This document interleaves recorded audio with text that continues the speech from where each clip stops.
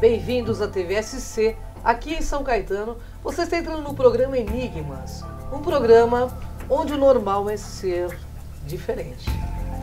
O normal é ser paranormal. Tudo bem com vocês? Tudo bem, Cris? Tudo bem, Kátia H, que honra, né? Toda quinta-feira às 18h30 aqui na TV SC, em São Caetano, canal 3 da NET. E hoje com uma pauta super especial, né, Kátia H? E com certeza esclarecedora, porque tudo que nós trazemos aqui, pelo menos os assuntos abordados neste programa, traz para você o quê? Uma fonte de pesquisa. Você vai ouvir do nosso convidado e depois você vai fazer o seu algo mais, que é pesquisar. Não acredite na gente. Pesquise. Pesquise, é isso mesmo.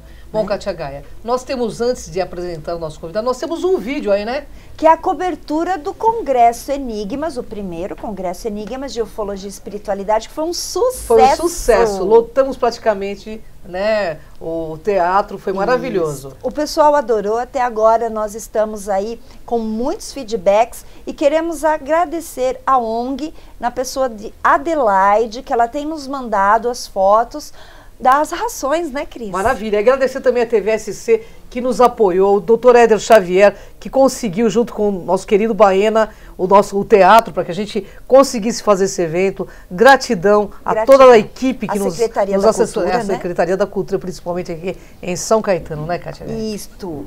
Muito bom. Então vamos ver o vídeo.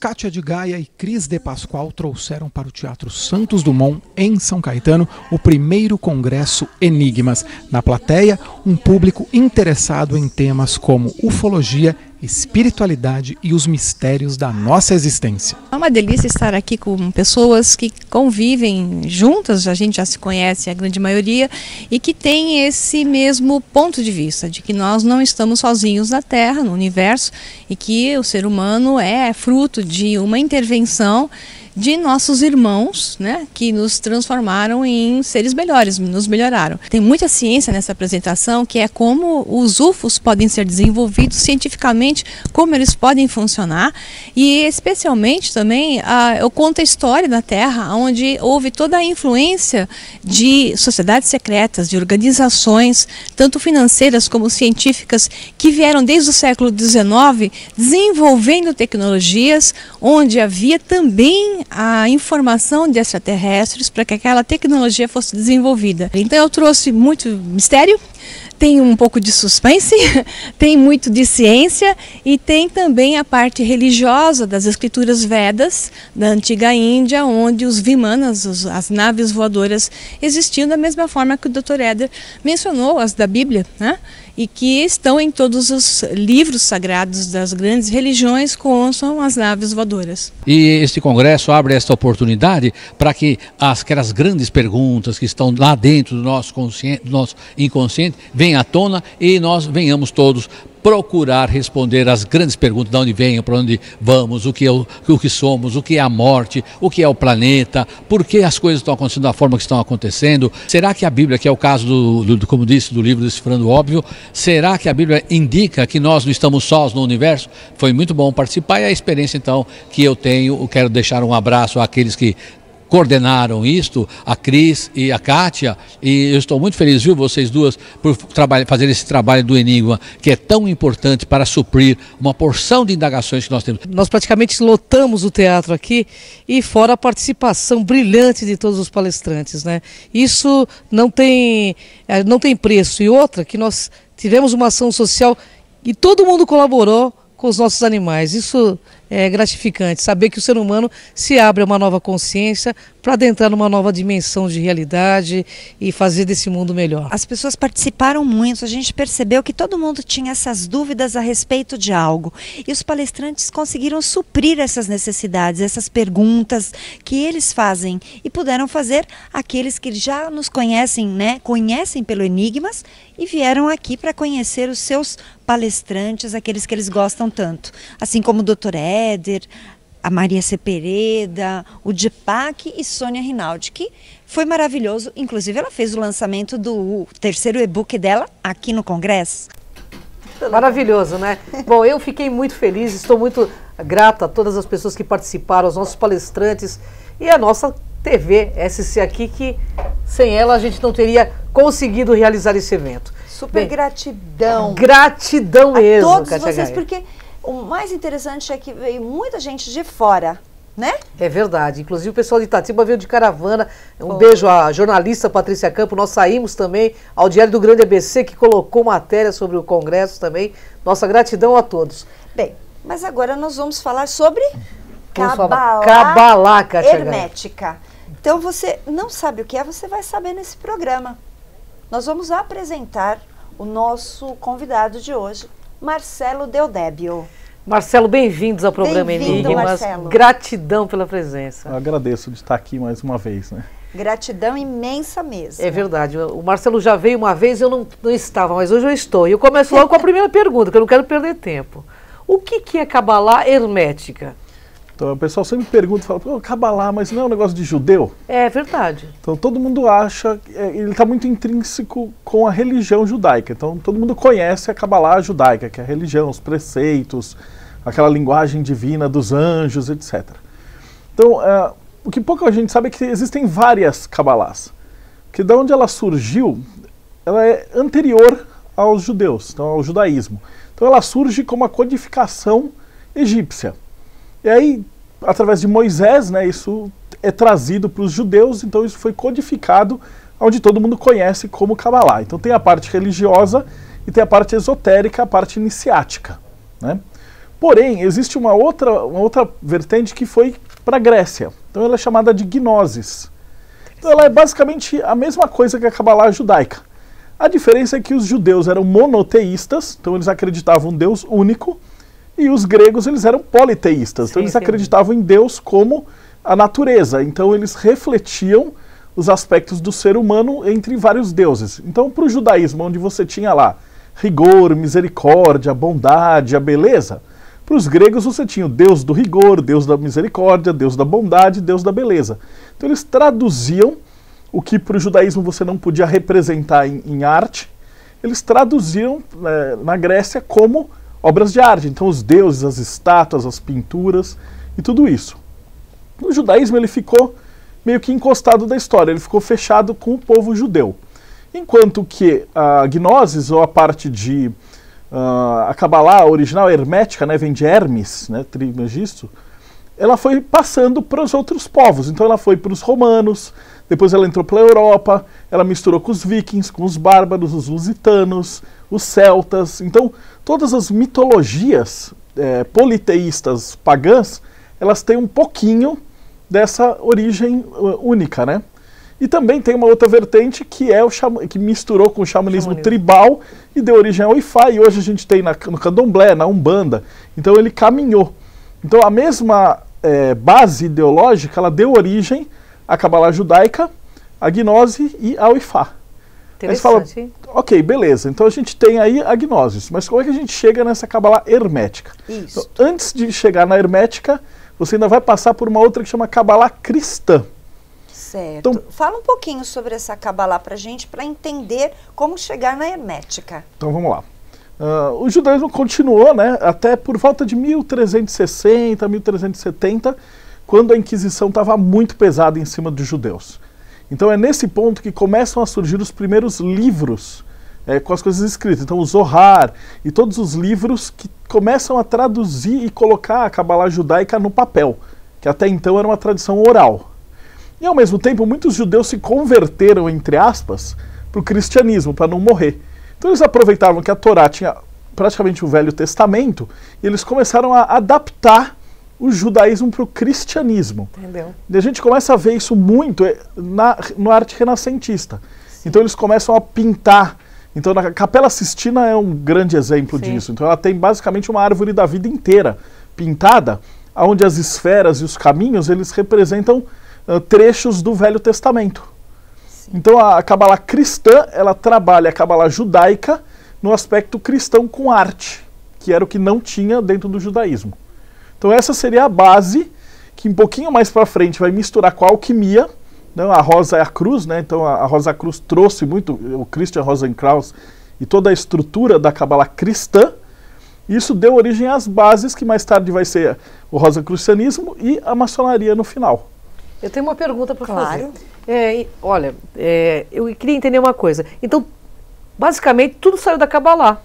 Tudo sai de uma estrutura só. Ele não tinha esse nome de Kabbalah, né? A gente conhece como Kabbalah porque os judeus, eles organizaram tudo. Não é da Torá especificamente. A Torá é uma das vertentes. Entendi. Mas a gente vai ter a Kabbalah judaica, que seria monoteísta, o que a gente chama hoje de mitologia grega, que seria a versão politeísta, e o Ifá, ou agora o Candomblé e Umbanda, que seria uma mistura dos orixás, que seria o xamanismo tribal africano com essa ideia, né? A gente chama de árvore da vida ou conhecimento. O Joseph Campbell ele chamava de monomito, que seria a ideia primordial dos grandes arquétipos da humanidade. Interessante. E como que funciona isso na prática? Né? Como se aplica a Kabbalah hermética na prática, aqui na nossa vida? No dia a dia, né? Isso. A Kabbalah hermética, ela surge, né, ou ressurge no século XIX, quando você tinha aquelas ordens iniciáticas europeias. Então eles trazem, com observação da teosofia e das mediunidades e dos estudos do Oriente, eles acabam misturando e adaptando isso para a Kabbalah cristã. E aí sai o que a gente chama de Kabbalah hermética. Então ele pega os fundamentos da Kabbalah judaica com toda a base de arte e história da arte que a gente tinha dentro do Renascimento. E como é que se aplica isso? A Kabbalah ela é um negócio prático, então ela não é simplesmente para ser uma coisa teórica que você estuda, porque ele é como se fosse um diagrama dos elementos da nossa vida. Então todos os grandes arquétipos estão lá. Então a gente encontra assim, por exemplo, a letra Tav, que preenchendo das esferas, é quando você olha uma coisa e você se sente magnífico diante daquilo. Então quando você vai entrar e fazer uma faculdade, por exemplo, você precisa escolher o que você quer fazer da vida. Aí você vai fazer um teste para isso. Então existe todo um caminho chamado Shin, que é o caminho do fogo, o caminho do teste, que é o equivalente ao vestibular, por exemplo. Daí você entrou no vestibular, aí você começa a fazer aquele curso, e aí você vai passando pelas esferas, né? Então a gente passa ali pela esfera de Yesod, passa por Hod, passa por Netzah, e você vai aplicando na sua vida, até chegar em Tiferet, que seria o grau de mestre, ou quando você tem o seu diploma. E aí você decide, eu quero fazer isso da vida, eu não quero, eu estou no caminho certo, eu não estou. E aí você analisando os ensinamentos de cada um dos caminhos, você pode aplicar ele na tua vida e falar, eu estou fazendo isso aqui direito, eu não estou. Eu sinto que eu estou mesmo, essa é a minha verdadeira vontade. Correto. E conforme você vai se identificando, você vai trabalhando com isso. E aí você falou, beleza, então agora eu já tenho a minha verdadeira vontade. E aí os alquimistas têm a segunda etapa, que chama grande obra. Você fala, então não adianta eu me formar advogado, engenheiro, médico, eu tenho que construir alguma coisa, operar alguém, trazer alguma coisa de bom para o mundo. Então aí você vai para a segunda parte da árvore da vida. Então você vai passar ali o rigor, a misericórdia, o entendimento, a sabedoria. Então você vai passar por todas essas etapas e vai melhorando o seu trabalho. Então, por exemplo, você escolheu ser um escritor. Então você vai escrever um livro. Sim. Então esse é o seu entendimento da vida, que é Biná. Porém, você tem Hokmah, que é a sabedoria. Então você publica um livro, até o seu segundo livro você vai ter várias outras coisas que acontecem na vida. Então você traz isso para cá. E aí você vai passar por outras esferas, o rigor, a misericórdia. Então você fala, eu vou abranger mais assuntos ou eu vou tentar me focar num ponto mais fechado? E aí você vai decidindo. E você, utilizando esses arquétipos, esses nomes como referência, você consegue trabalhar nessa jornada, né? O Campbell chamava isso de jornada do herói. Isso é muito usado em cinema, teatro, vídeo, livros, para contar aquela jornada do herói, desde que ele sai do mundo ordinário até aquele momento onde ele faz a diferença para o mundo. E a gente aplica esses conhecimentos simbólicos dentro da nossa vida. Mas olha, você está gostando aí, né? Você está gostando. Conhecimento é bom porque é libertador. A gente vai para o rápido intervalo. Eu tenho uma pergunta aí sobre Kabbalah e maçonaria. Ele vai responder daqui a pouco. Fica com a gente aí.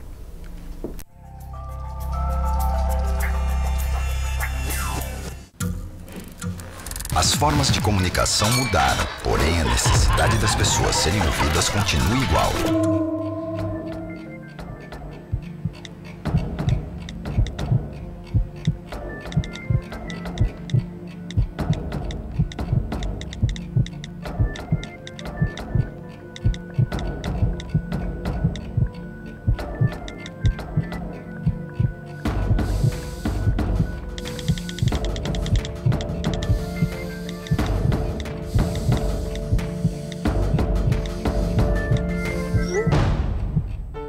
Compartilhe com o CVV aquilo que você não divide com ninguém.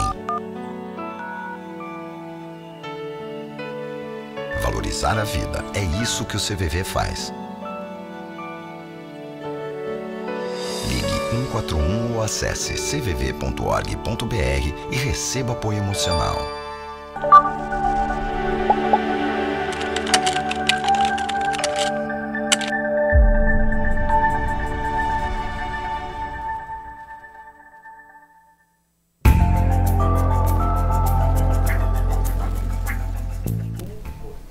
Voltamos com o programa Enigmas e desejamos fazer um convite a você.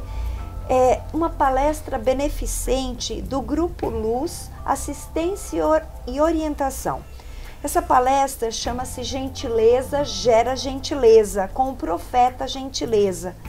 É que ele vai ensinar você a ter a gentileza na família, no trabalho, no trânsito, na sociedade, para a melhoria da sua vida. Então, você quer participar? É dia 23 de agosto, às 20 horas, no Teatro Santos Dumont, aqui em São Caetano do Sul, na Avenida Goiás, 1111.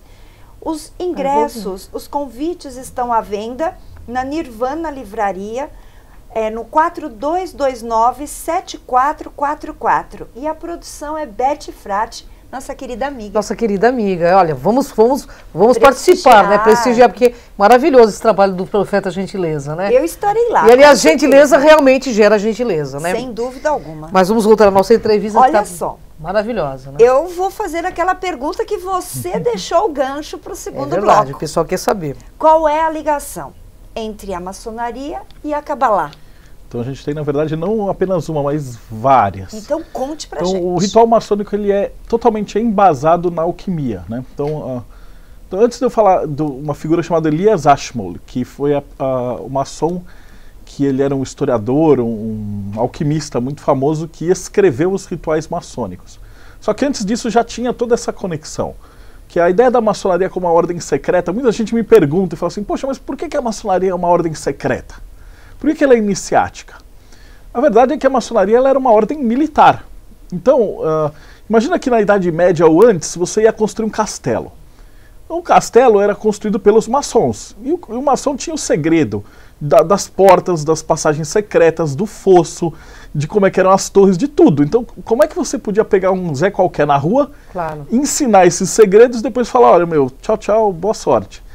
Não dava, porque o cara ia vender teu segredo para o inimigo. Então você tinha uma série de construções, né? Então tinha toda a parte de geometria, parte de matemática, né? Construção de catapulta, toda aquela parte militar que tinha que ficar um segredo muito bem guardado. Então as ordens de construtores, as guildas de construtores, elas sempre foram guildas iniciáticas, que o cara tinha que provar que ele era merecedor de confiança para conseguir aprender esses segredos. Eles falam, beleza, então a gente já tem essas guildas de construtores da Idade Média. E onde é que entra a alquimia nisso? Quando a Inquisição começou a matar tudo que era cientista, religioso, pensador, cabalista, mago, alquimista, eles fugiram para essa estrutura que ela já estava acostumada a ter todos esses segredos. Então, como eles já tinham um bom parentesco com os templários, porque eles construíam as igrejas e os castelos dos templários, foi fácil de abrigar esses templários foragidos, depois os cientistas, os calvinistas, os luteranos, os alquimistas, os Rosacruzes. Então cada um que a Inquisição ia perseguindo, fugia para debaixo da maçonaria. Então ela deixou de ser operativa, que a gente chama, então de ter pedreiros, para se tornar especulativa, ou seja, ela era filosófica.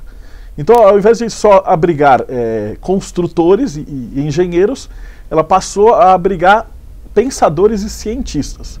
E aí dentro desses cientistas entraram muitos judeus, muitos alquimistas e muitos Rosacruzes. Então toda a Cabalá cristã ela entra na maçonaria através dessa perseguição a esses cientistas. Eu tenho uma pergunta que não quer calar. A Cabalá é muito usada inclusive para fazer previsões ou modificar nome de pessoas. A gente vê isso muito no mundo artístico, né? Uhum.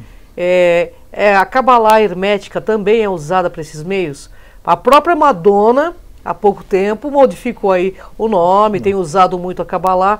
Quero saber sua opinião sobre isso. Então, tem muita esquizoterice nisso, né? O que acontece com a gematria é o seguinte, para os judeus eles não tinham letras e números. Então não é como a gente está acostumado com o alfabeto latino, que você tem lá A, B, C, D e 1, 2, 3, 4. Para eles, o Aleph era o 1, o Beit era o 2, o Gimel era o 3. Então uma letra e um número era a mesma coisa.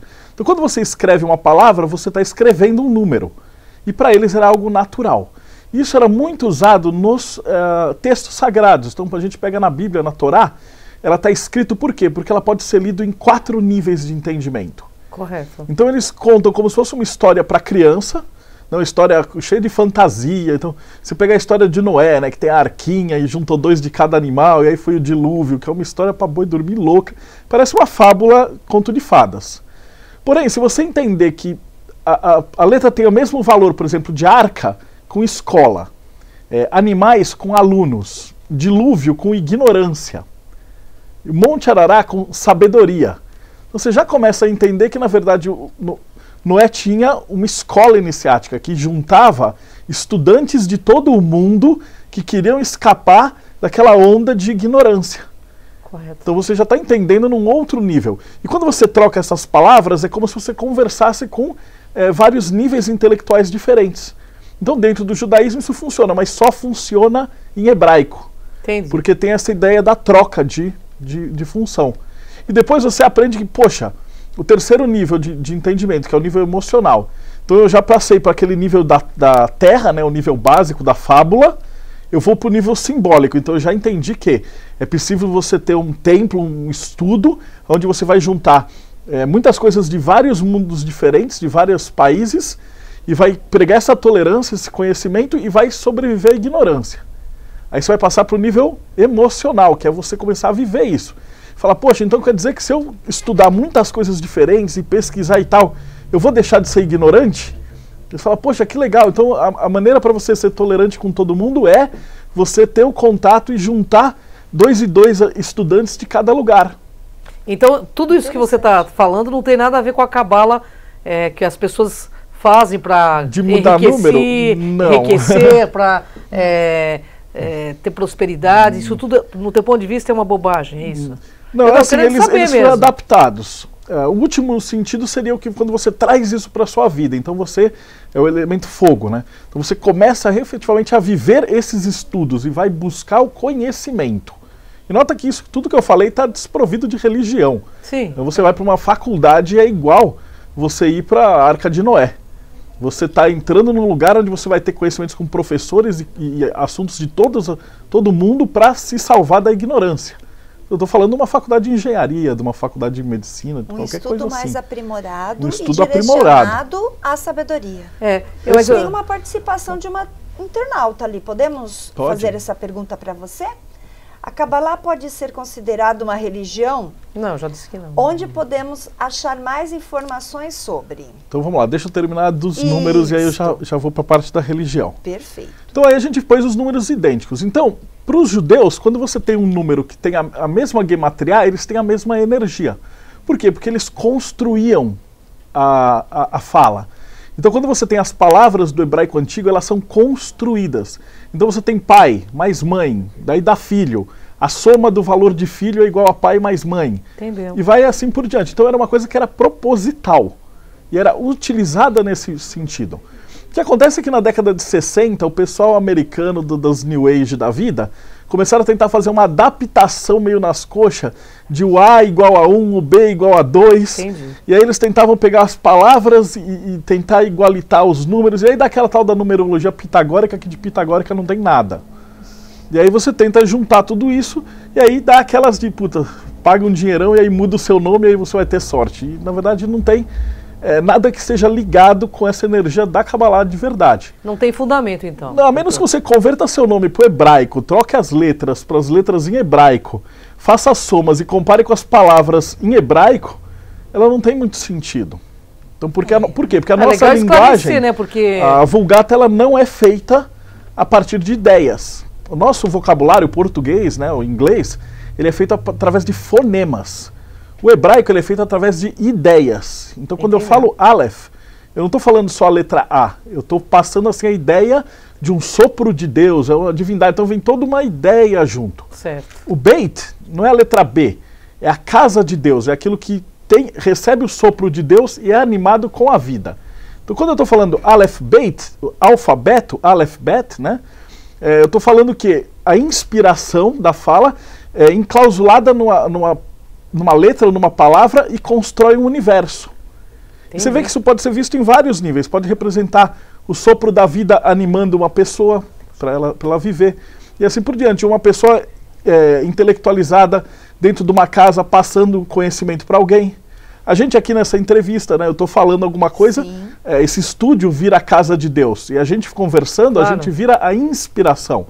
Então você percebe que o Aleph Bet está em vários níveis. Mas é muito importante você esclarecer essa parte, porque existe uma mistificação muito grande, né? Infelizmente nós temos um minutinho só, Kátia Gaia. E o Marcelo vai aproveitar para divulgar onde ela conhece mais sobre a Kabbalah, porque eu sei que você tem um site completo sobre isso, não é? E seus cursos? Se ela digitar teoria da conspiração na internet, ela já me acha, é fácil. Se eu falar um negócio de religião, na verdade a Kabbalah é uma filosofia, você aplica isso na sua vida, você pode ser completamente ateu, e você utiliza a ordem da esfera e da árvore da vida para você organizar e administrar a sua vida. Ou você escolhe a religião que você quiser, porque todas elas vieram dessa estrutura primária. E aí você pega os deuses que você mais gosta e vê que relações que ele tem com você. E aí estuda o que está fora, está dentro. Bom, Marcelo, fica o convite para uma próxima, né? Aí eu quero saber sobre ETs e Kabbalah, porque parece que na Kabbalah tem tudo a ver com ETs. O Marcelo vai vir explicar. Aceita, Marcelo? Vamos tentar. Gratidão, viu, Marcelo? Uma honra estar contigo, viu? Obrigada, viu? Gratidão, gratidão. Bem, até o próximo Enigmas, né, pessoal? Vem com a gente. Tchau.